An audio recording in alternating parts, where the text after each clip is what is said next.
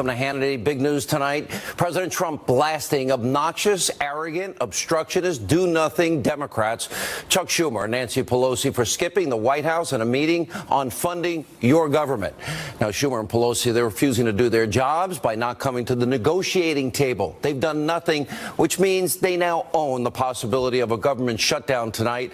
Also, North Korea, madman dictator Kim Jong-un continues to endanger the entire world, now with brand new ICBM capability. Are we now on the brink of a serious conflict? President Trump is responding. He's saying the United States will now take care of the situation.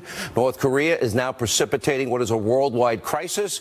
At some point, the U.S. and the world will have to stop them. We'll have the details. Plus, all right, why did the New York Times Magazine, they took hundreds and hundreds of pictures, and that's the one they chose of me? You think it might have, all right, stop laughing. You think it might have something to do with liberal bias? Wow, even that's atrocious. All right, but first, tonight's breaking news opening monologue. Lazy, ineffective, do-nothing Democrats Chuck Schumer and Nancy Pelosi are refusing to even sit down with President Trump and congressional Republicans to negotiate a budget so we can avoid a government shutdown. Now, before heading to Capitol Hill earlier today to meet with Republicans about the tax bill, President Trump tweeted, quote, meeting with Chuck and Nancy today about keeping the government open and working. The problem is they want illegal immigrants flooding into our country unchecked. They're weak on crime and want to substantially raise taxes. I don't see a deal. Then in typical liberal, predictable, crybaby fashion, well, Chuck Schumer, Nancy Pelosi, they threw a temper tantrum. It rivals a 3-year-old. Crocodile tears. Chucky Schumer attacked President Trump during the press conference he held today. Watch this. Mr. President, it's time to stop tweeting and start leading. As long as he remains a destructive force, it would be a waste of everyone's time to continue working with someone who clearly has no interest in coming to an agreement. The President doesn't indicate he's serious. We're not going to sit down just for a photo op. This is serious stuff.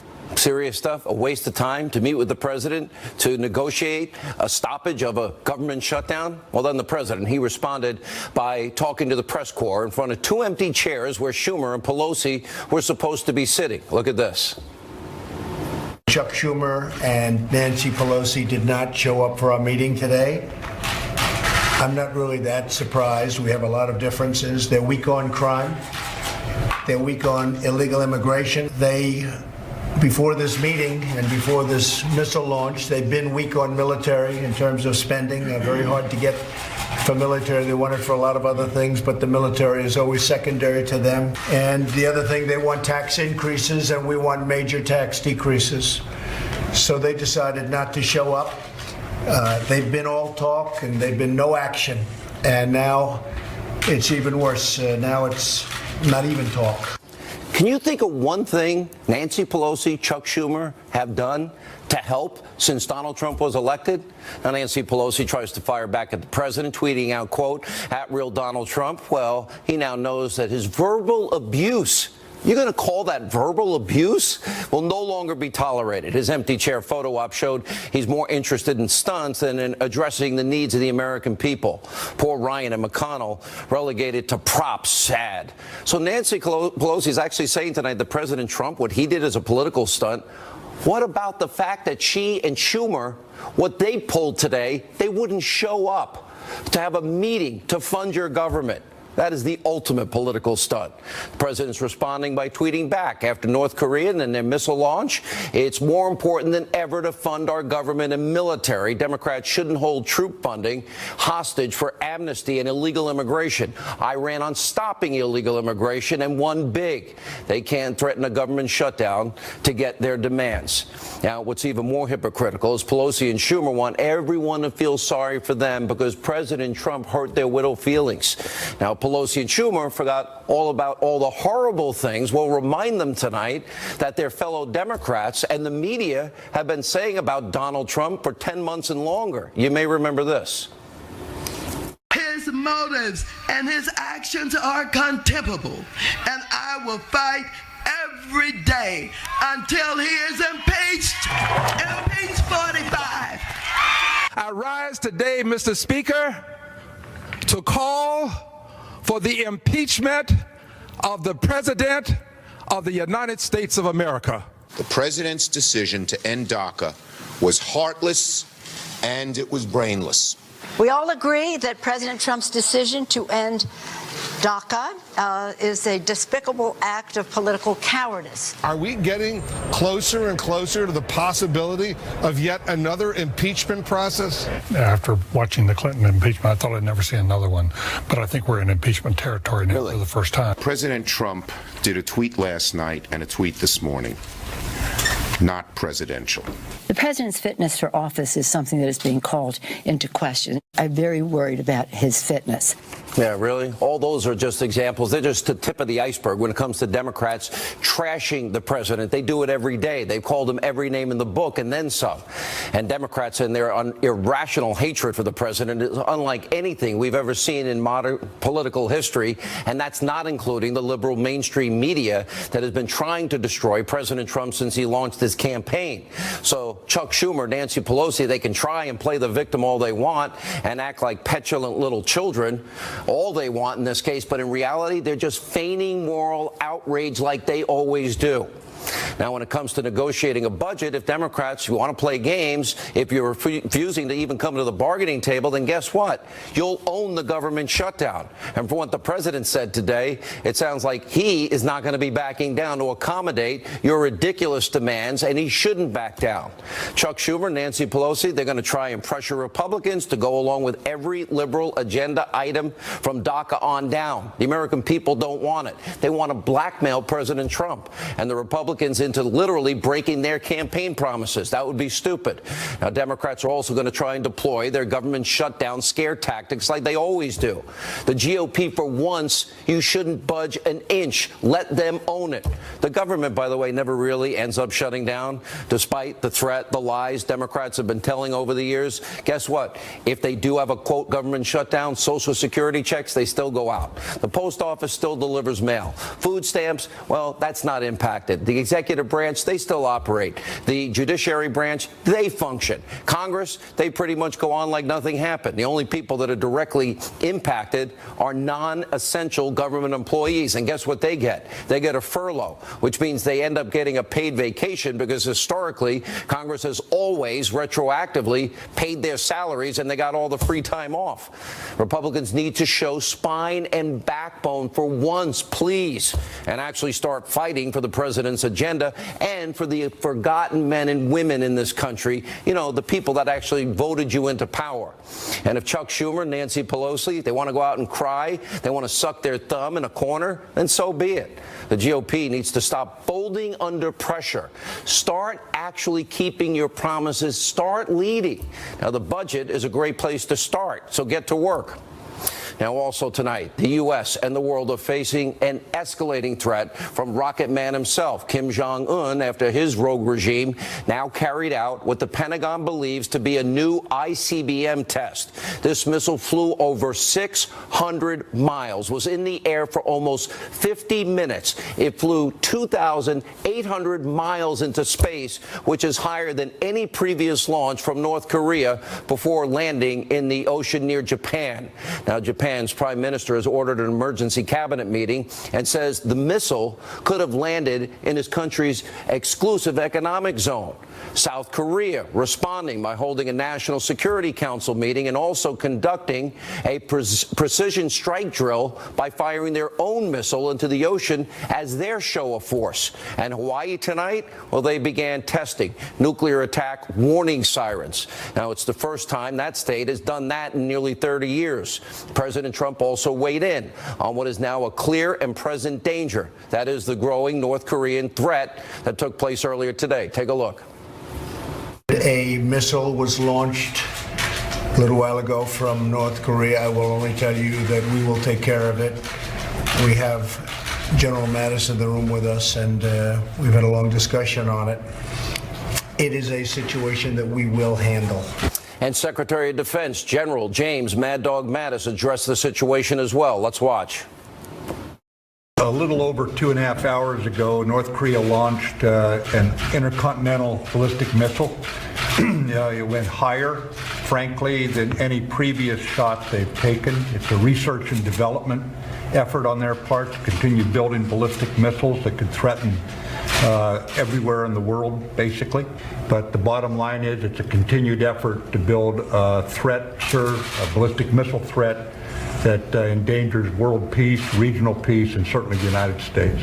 Now with North Korea, we're getting to a point I had hoped we'd never reach. Pyongyang's dangerous nuclear ambitions are now progressing at a very rapid pace. And as you just heard Secretary Mattis say, the missile fired today went higher than any other previous test and now can reach any place in the world. That means a North Korean ICBM could be capable of hitting the continental United States, destroying major American cities like New York and Boston, Los Angeles, Chicago.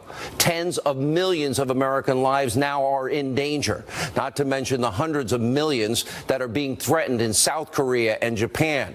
And Kim Jong-un has created a situation that the United States and the world can no longer ignore. And right now, we're getting to the point where force might very well be necessary, because clearly this little crackpot dictator, Kim Jong-un, is not interested in stopping his missile tests.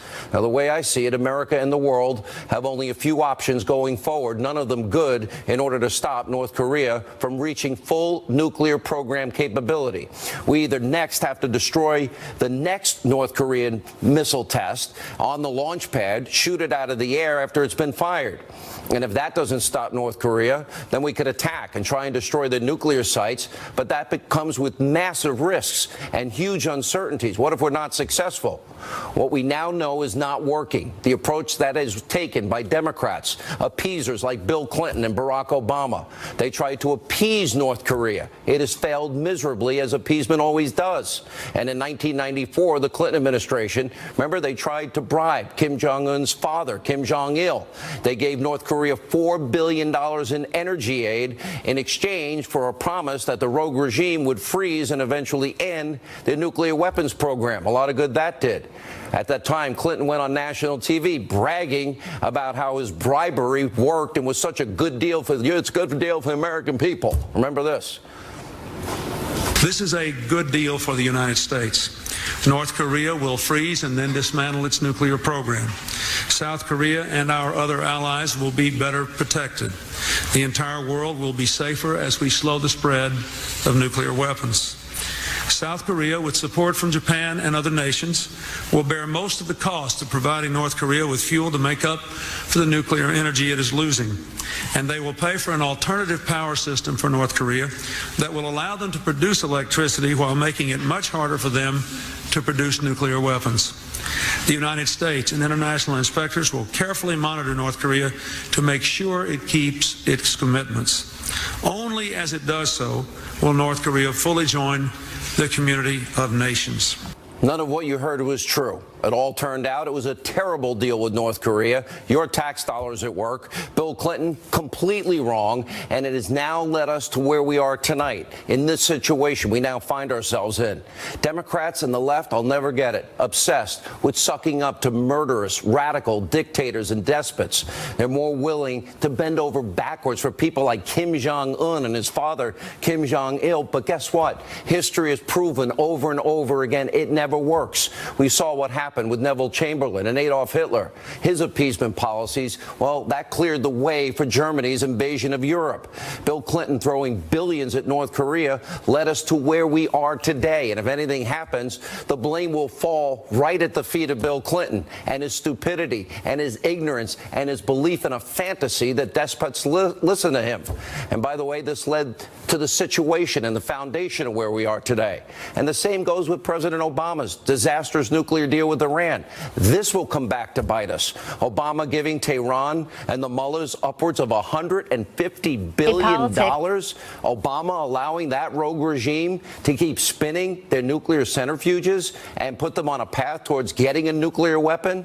As a result, Obama now owns that terrible decision to appease a country that routinely calls for death to America, wants to wipe Israel off the map. And before we bring in Kellyanne Conway for reaction, two other breaking news stories to tell you about. One, Catherine Herridge is out with an explosive report. Take a look at the headline. Blowback. Clinton campaign plan to fire me over email probe, Obama Intel watchdog says.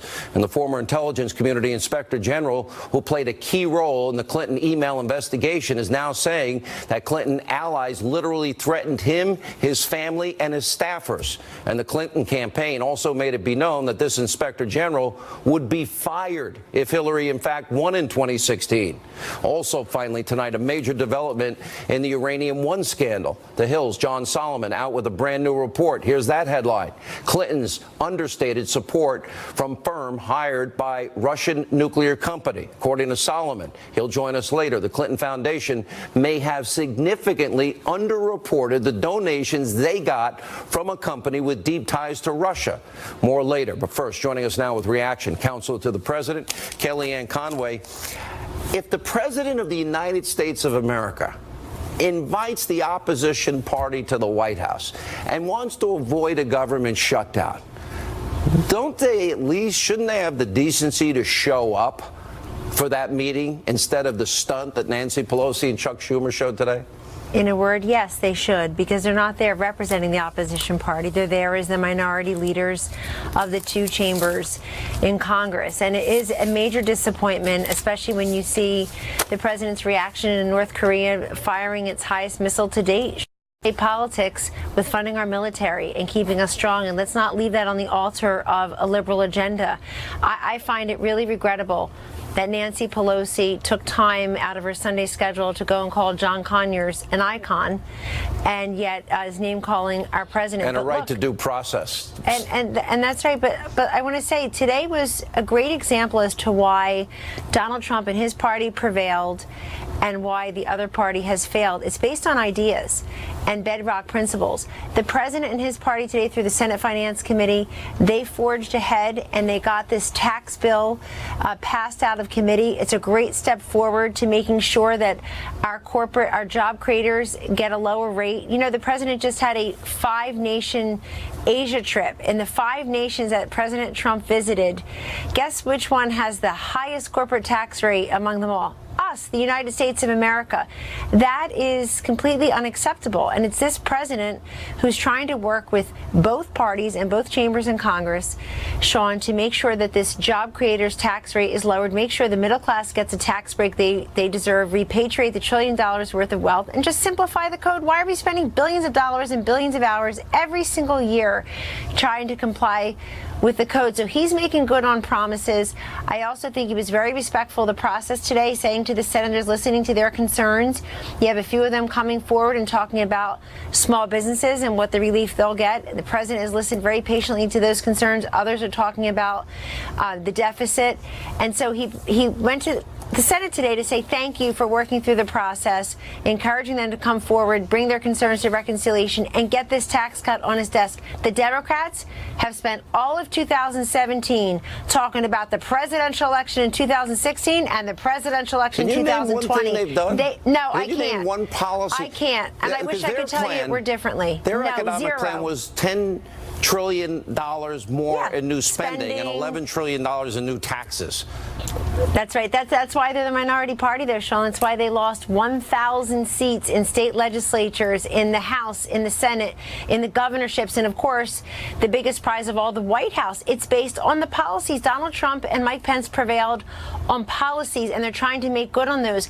But the Democratic Party has been reduced to carrying around a stop sign. Their code word is resistance, and that's all they're doing, including today. And the people see that. I travel this country weekly for the White House, and I don't go to curated Republican audiences. I'm out in manufacturing plants. I'm talking to small business owners. I have no idea what these people's politics are. I don't much care. I can tell you what it is. Hate Trump, and Russia, Russia, Russia. That's Yeah, but about all you. but that's and right. That's it. And feigning outrage after they call the president every name in the book. Yes. All right, we're at a But very. people are really supporting this president. They want to see they appreciate the fact that on North Korea, he and the UN and Ambassador Haley have gotten 15-0, 2 consecutive unanimous votes to sanction North Korea. She's hosting another meeting tomorrow about this urgency, and the economic and diplomatic isolation of North Korea will continue if they continue to do this. This is the president showing leadership, but the Democratic Party is talking about presidential elections instead of passing policy, and I'm telling you, the American people see it to a person. Even folks who didn't vote for this president come up and tell us all the time they can't stand the constant negativity, resistance, lies, and the rest of all the blather. They want a government that functions, and he's leading the way. I don't see with North Korea, and again, I would not be privy to whatever new weaponry that our Defense Department and our military have probably designed in recent years, and I assume there are a lot of secrets, and I'm hopeful there are, because on paper, responding to North Korea as they fire missiles over Japan and into Japanese waters, as they threaten Guam and Hawaii, it's going to get to the point where the options are not good. Take it off the pad, take it out of the sky, and we don't know what this madman will do. Then we take out the nuclear sites. You got to worry about nuclear fallout. You got to worry about, do they have a missile site that we don't know about firing into South Korea or Japan or Guam or Hawaii or the continental United States. So I would say, as he now is precipitating us and pushing us to the brink, there's not a lot of good options, and a lot of people will die. Will China play the role they should play? Well, this president certainly has forged an improved relationship with the president of China from the beginning, particularly on the matter of North Korea, trying to work together to contain this. North Korea is everybody's problem, and anybody who doubted that saw that today. This president, in bringing on board and talking to Japan and China and South Korea, and again, our UN, the UN Security Council, voting twice unanimously in an unprecedented fashion to sanction North Korea, shows that the world is responding to Donald Trump's leadership as president and commander-in-chief. Sean, he inherited a big mess with North Korea and in many other places. But if you can show one big distinction between Donald Trump and Hillary Clinton, there were many. All right, last question. Everything, all national security, foreign policy, they were different, and his ideas prevailed. He assured us he had a deal, and he used American taxpayer dollars to 23 years bribe ago. Kim Jong-un's father. Are you confident after the meeting today, or more confident, that the Senate, that has really been fairly ineffective, that they'll actually get this tax bill across the finish line?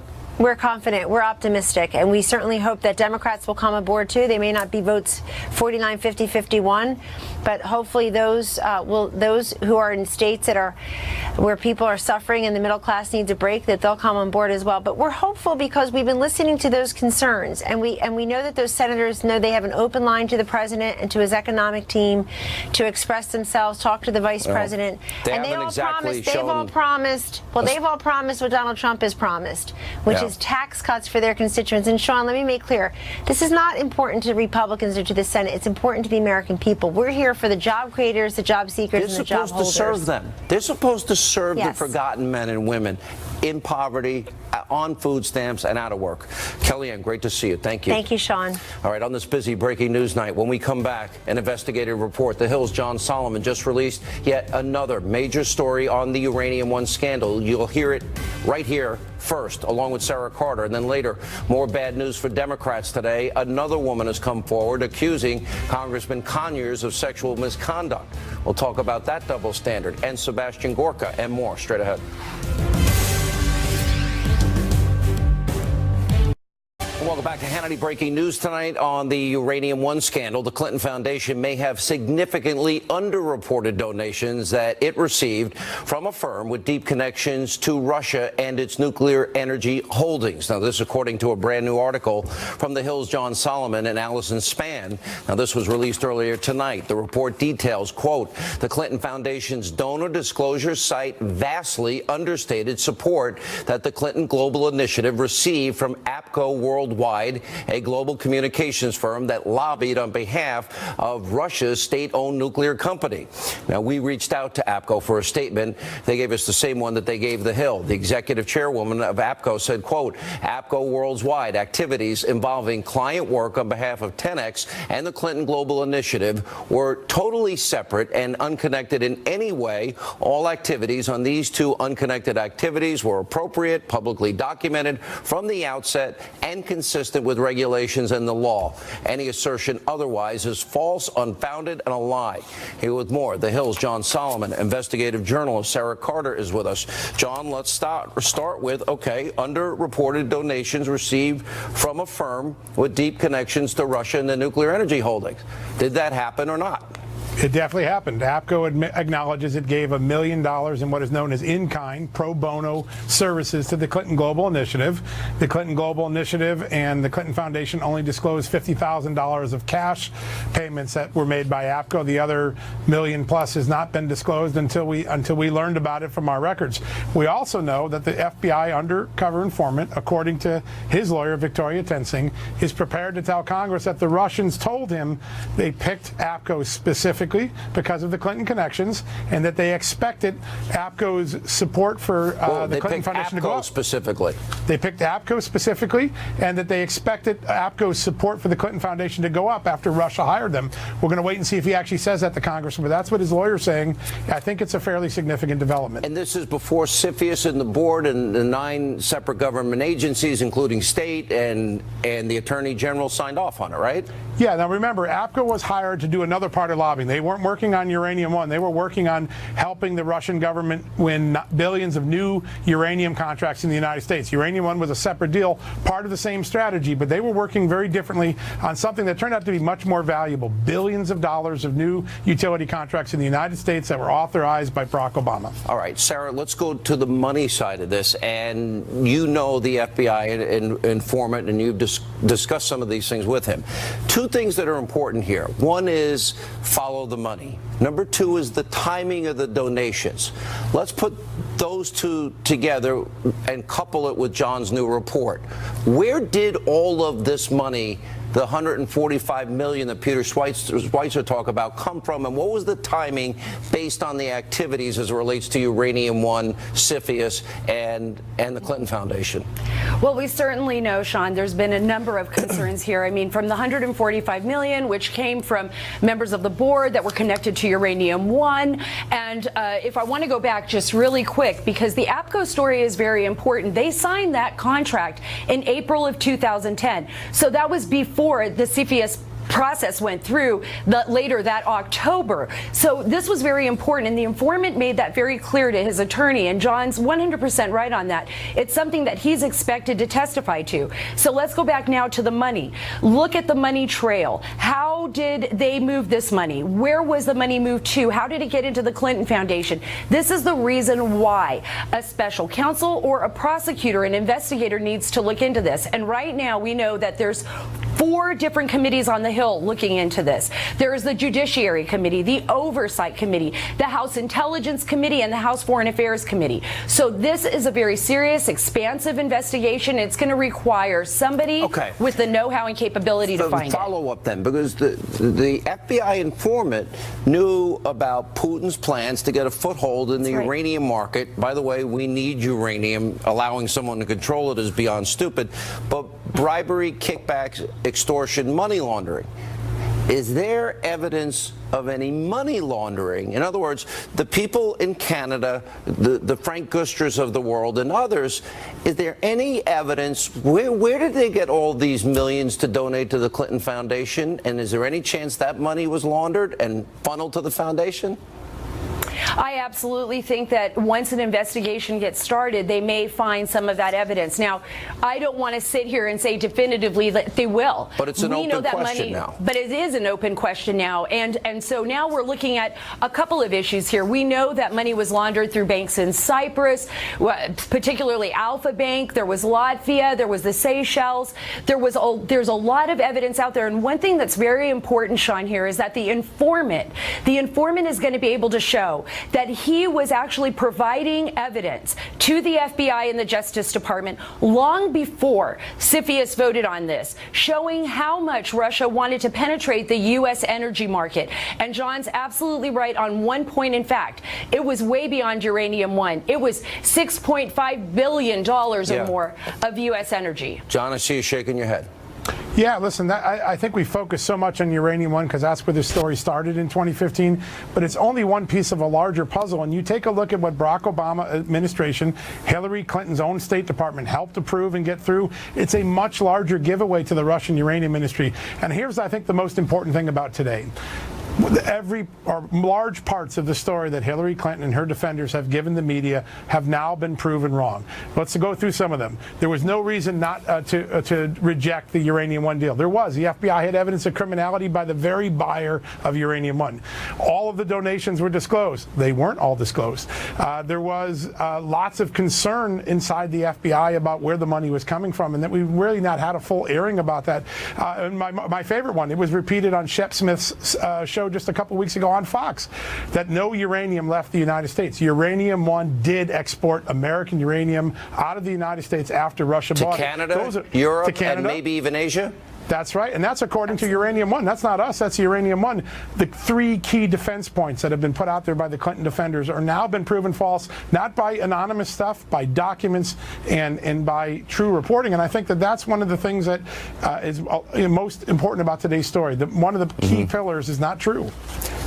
We all know more about this story than we're telling. And I can only say to our audience that has been following this with you, stay tuned, TikTok.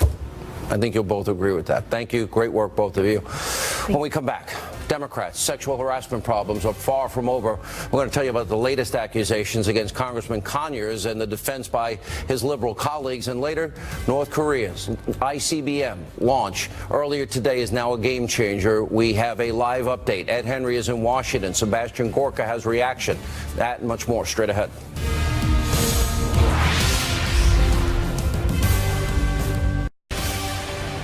As we continue, another woman is accusing Congressman Conyers of sexual misconduct. According to reports, this accuser served as Conyers' deputy chief of staff between 1997 and 2005. She claims Conyers touched her inappropriately on at least 3 occasions, including one time when she says Conyers placed his hands under her dress. We've reached out to Conyers' office for comment on this woman's claims, but they have yet to respond to our request. And also over the weekend, political commentator Cokie Roberts made this startling comment about Conyers' reputation on the Hill. This is pretty shocking. Watch this. I mean, the culture of Capitol Hill for so many decades was men being bad. We all talked about for years. A little bit at a time. Well, you know, don't get in the elevator with him, you know, and every female in the press corps knew that, right? Don't get in the elevator with him. Now people are saying it out loud, and I think that does make it. That is a change. Here was reaction. Former Obama economic advisor Austin Goolsbee, co-host of the hit show The Five, Kimberly Guilfoyle. All right, Austin, so what are people to do? What is the right thing to do? Because we see a lot of hypocrisy. For 30 years, a lot of your Democratic friends, they were part of a smear, slander, besmirching attack against all the Clinton women. And by the way, it ends up he was a predator. But they did it for 30 years. In the case of politics, some people say, Nancy Pelosi, well, John Conyers now deserves due process. But nobody gave Roy Moore due process when he denied the allegations, serious as they were. What is the right thing to do here? Well, look, this doesn't look too good for Congressman Conyers. I mean, he's already been forced to resign his position on the Judiciary Committee. Not forced, he said voluntarily. Do you not believe him? He's resigning from his position, and I think the right thing to do here is to investigate and take these people's story. And if we've got situations where members of Congress are reaching settlements where they're paying people not to tell their stories, and that's at taxpayer expense. I think that's crazy. I think that's crazy. Right? Pay with your money. Absolutely. I think it's just such a miscarriage of justice, and it's a gross misappropriation of taxpayer funds that the hardworking men and women of this country have to pay for the misdeeds, the sexual misconduct, the sexual harassment of members of Congress that then get to continue in office and sweep it under the rug and pretend to serve the people when they're really serving themselves and asking someone else to pay for their sins. I mean, it's totally inappropriate, and I don't know why Nancy Pelosi would go out on a list and still hasn't adjudicated it or determined, in fact, what happened, especially when it's over a long period of time in the past. So that, to me, is a distinction with a difference that should be observed and paid attention to. What about Franken? Yes, but it doesn't mean we should ignore. You know, if in Roy Moore's case, he's accused of really felony pedophilia as well as other very serious crimes.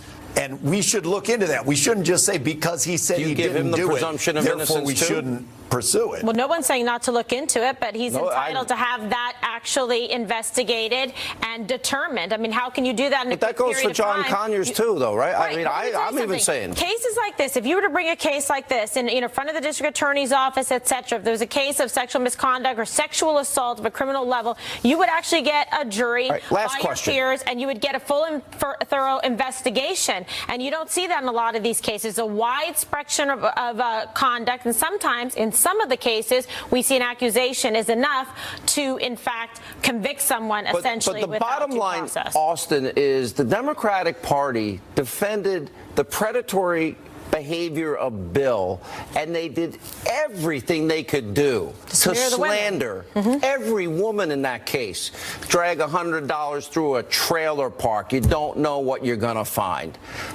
So many examples. Look, I don't think they should be proud if that's what they did. They shouldn't be proud of it. And when Republicans defended Clarence Thomas, they shouldn't be proud of that either. Now, the question is today, what are we going to do? Clarence Thomas to Bill Clinton? Clarence Thomas was I'm saying there are many cases. They should. I'm not going to defend if that's what they did. They should be embarrassed by that behavior. The question is, today, what should we do? 30 years, and I think you and I agree, Sean, and Kimberly agrees, we should go after finding out this information. Okay, so you agree that in the case of Bill Clinton, they should have handled that better. They shouldn't have smeared the women and actually I think they should have handled it better, and I think they should be embarrassed by the way they handled it. It's so convenient now that the Clintons have no power because all the liberals defended him up until and including last year. I wasn't in the administration. Okay, yeah, okay. You don't read a newspaper either. And you don't watch my show, so you know nothing about it. But he's on your show a lot. All right. I have a football that's you signed that says I'm a great American, Sean. Thank you. Didn't you like my picture in the New York Times Magazine? I'm sure he had a fun time looking at that, which we will get to in a minute. When we come back, though, the serious issue of North Korea's nuclear program now threatening every single American. How do we deal with this? Ed Henry in Washington, Sebastian Gorka. Plus, my reaction to this. The New York Times profile picture of me on their cover. We're not going to put it up. It is so bad. The question is, it is so awful. The question is, did they do did we not have the picture? Did you not Photoshop the thing? Anything. Anyway, we'll show it coming up later in the show.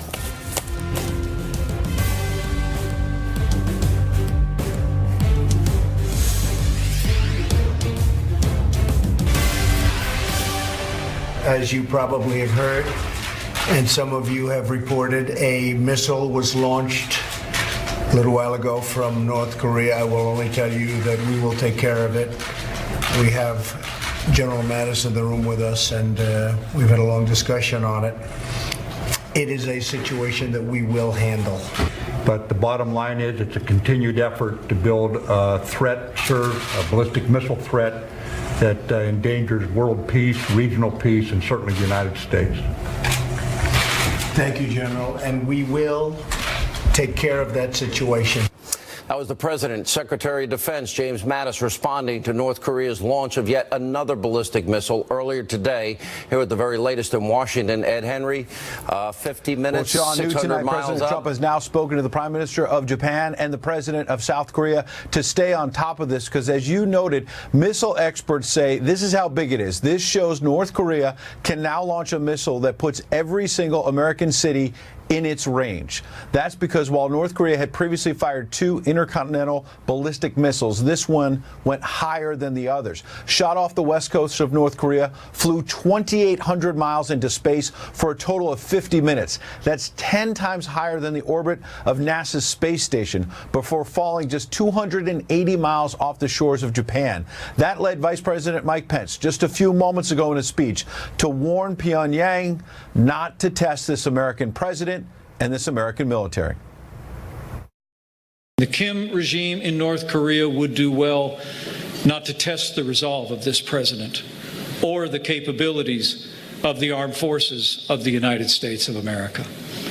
As President Trump said today, we will take care of the situation. All options are on the table, and we will continue to marshal the full resources of the United States to bring economic and diplomatic pressure to bear until North Korea abandons its nuclear and ballistic missile programs once and for all. And just a few moments ago, the president issued a warning to Democratic leaders in Congress that he does not want a government shutdown, tweeting that it is more important than ever that the military be fully funded. Sean? All right, Ed Henry live in Washington tonight. Thank you. Joining us now with a reaction, Fox News national security strategist, former deputy assistant to the president, Sebastian Gorka. We've discussed in detail, not a lot of good options here. It's going to be take it off the pad next time, take it out of the sky as it's launched, and then potentially all hell breaks loose and we'd have to take out all their sites, correct? But great danger, great peril. There is great peril, but in fact it's North Korea that has escalated the peril. And at some point the president will have to take action. Secretary Mattis has been very clear today. This is a direct threat to the United States, and we cannot wait until the next missile lands on U.S. soil, whether it's Guam or whether it's the continental U.S. There's 3 very special issues here, Sean. At some point, the credibility of the United States is put in question. The president has shown leadership, whether it's in Syria with the cruise missile strikes, whether it's the 21,000-pound bomb in Afghanistan. We need to maintain that credibility to assure our allies and our friends like Japan. Secondly, there's the issue of other regimes cannot be encouraged to behave the way North Korea is. This is a very, very bad example to set for others. And lastly, Sean, there has to be a cost for threatening the United States of America. I'm not an interventionist. I know you're not an interventionist, and I know, because I worked for him, the president is not an interventionist. But if you threaten us, if you're a tin pot bully like the regime in North Korea and little Kim, then sooner or later you will pay for your threats. That's where we have reached today, Sean. But I would expect this is not going to be a protracted conflict. This will be massive and overwhelming, a use of force. But there's risks, nuclear fallout. If we hit their nuclear facilities, what is Kim Jong-un's reaction? Does he fire at Japan? Does he fire at Guam or Hawaii or South Korea, obviously, in Seoul? Look, the United States of America is the most powerful nation on God's earth. It's the most powerful nation we have ever seen in American history. By comparison, North Korea may be a nuclear state, but it is Lilliputian. The president has said it. Secretary Mattis has said it. We will destroy you. And we're not talking about the North Korean people. We're talking about the regime. So we can do amazing things if we are pushed to do so. We don't want to. The president told me one day in the Oval Office, just the 2 of us, I do not want to go to war in Korea. But sooner or later, you make threats that are explicit and you must be dealt with. But it will not be nice. It will be the last resort. Agreed. And not a favorable, but it will happen, and they will invite it at this point. Well said. Dr. Gorka, thank you. When we come back, I will address the oh-so-predictable photos. New York Times, Sunday Magazine, using me in a profile. Straight ahead. All right, before we go tonight, I want to address a profile of little old me in the New York Times Sunday magazine. It was released earlier today. Now, for years, I've called out the New York Times, fake news, other liberal media outlets for portraying conservatives in a bad light, angry and disgruntled. Well, some have said the picture's worth 1,000 words, so naturally, here's what the New York Times magazine chose. That's a profile cover of me. How far will Sean Hannity go? Now, it doesn't end there. Look at that. I mean, could you pick a worse picture? At the very top of the article's online version, here are 3 of the images. They all suck. They took hundreds and hundreds of pictures. This is the best they could take? Not exactly flattering, but I'm not the only one who thinks these photos were looking a little unfair. Take a headline look at Mediaite, which is a website. New York Times angry Hannity photo select confirms host belief of liberal bias. All right. Now, by the way, there was one good picture. Let me see if you can pan in on that. There's one good picture. They put in a baby picture of me. You can see right there. That's me. I was kind of a cute kid, right? There it is. See, little baby Sean. Anyway, now, this is not my first rodeo. It didn't surprise me. Let me take you back 26 years ago when I was 1991. I was a radio host for WVNN in Alabama, interviewed by the Huntsville Times. I let the photographer, I was so stupid, they photographed me for 3 solid hours. And this is what they came up with. Look, watch, take a look at that. That was 26 years ago when they published. They picked the worst picture imaginable. My mouth wide open, my face contorted. So from that point on, whenever I have a photographer come in studio to take photos, I say, I'll give you 5 minutes, and then I go, here's the photo you want. Because the media always wants to back up this phony caricature of conservatives. You know, we actually care about the forgotten men and women, people in poverty, on food stamps, out of the labor force. So they push their narrative through photography. And you know what? The picture's worth 1,000 words. Anyway, I did like the baby picture. I haven't seen that in years. Sean Spicer's with us tomorrow. Let not your heart be troubled. We'll always be fair and balanced. We're not the Destroy Trump media. Thank you for being with us. Laura Ingraham, did you like the baby picture? How'd you like the cover? I should have just put that on the cover, but I mean, what did you think they were going to do when you gave them all that time? This happened to me in 1995 when I was on the cover of the New York Times Magazine. They're always going to make the conservative look a little I got to dig that scary. one up. I want that on the show. Get that and dig that up and show that tonight.